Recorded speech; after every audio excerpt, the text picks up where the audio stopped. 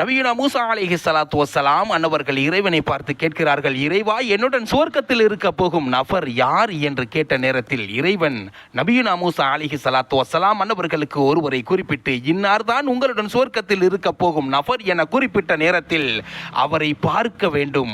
எதற்காக வேண்டி? அவர் என்னுடன் சுவர்க்கத்தில் இருக்க போகிறார் என்பதை தெரிந்து கொள்ள ஆசைப்பட்டு ஆர்வத்துடன் அந்த மனிதரை தேடி செல்கிறார் நபியுனா மூசா அலைஹிஸ்ஸலாத்து வஸ்ஸலாம் அன்னவர்கள்.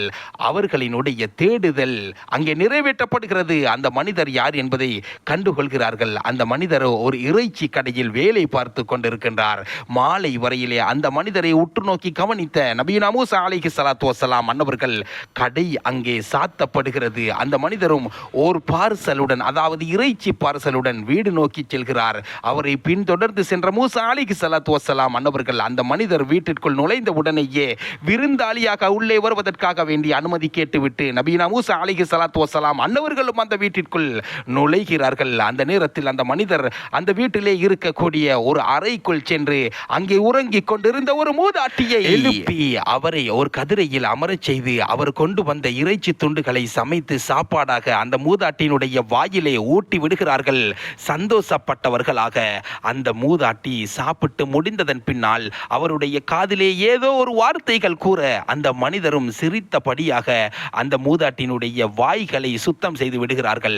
பின்பு மூசா அலைஹிஸ்ஸலாத்து வஸ்ஸலாம் அன்னவர்கள் கேட்கிறார்கள், அந்த மூதாட்டி யார் என்று கேட்ட நேரத்தில் அந்த மனிதர் பதிலளிக்கிறார், அது என்னுடைய அவர் தினமும் உண்டுவிட்டு சாப்பாடு முடிந்ததன் பின்னால் நீ மூசா அலைஹிஸ்ஸலாத்து வஸ்ஸலாம் அன்னவர்களுடன் சுவர்க்கத்தில் இருப்பாய் என்று துஆ செய்வார்கள். அதை கேட்டு நான் தினமும் சிரிப்பேன் என்று கூறின நேரத்தில் மூசா அலைஹிஸ்ஸலாத்து வஸ்ஸலாம் அன்னவர்கள் கூறுகிறார்கள், உன்னுடைய தாயினுடைய துஆவை இறைவன் ஏற்றுக்கொண்டு விட்டான். வந்திருக்கும் நானோ மூசா அலைஹிஸ்ஸலாத்து வஸ்ஸலாம் என குறிப்பிட்டு இந்த செய்தியை நான் உங்களுக்கு எத்தி வைப்பதற்காக வேண்டியே உங்களை தேடி நான் வந்தேன் என குறிப்பிட்டார்கள். சுப்ஹானல்லாஹ். தாய்மார்களினுடைய துஆ அந்த அளவுக்கு பரக்கத்து பொருந்தியது என்பதை இந்த சம்பவத்தின் மூலமாக நாங்கள் உணர்ந்து கொள்ள வேண்டும். எனவே யா அல்லாஹ், தாய் தந்தையர்களினுடைய துஆ பரக்கத்திலேயே வாழ்ந்து மரணிப்பதற்கு எங்கள் அனைவர்களுக்கும் நீ தௌஃபீக் செய்வாயாக.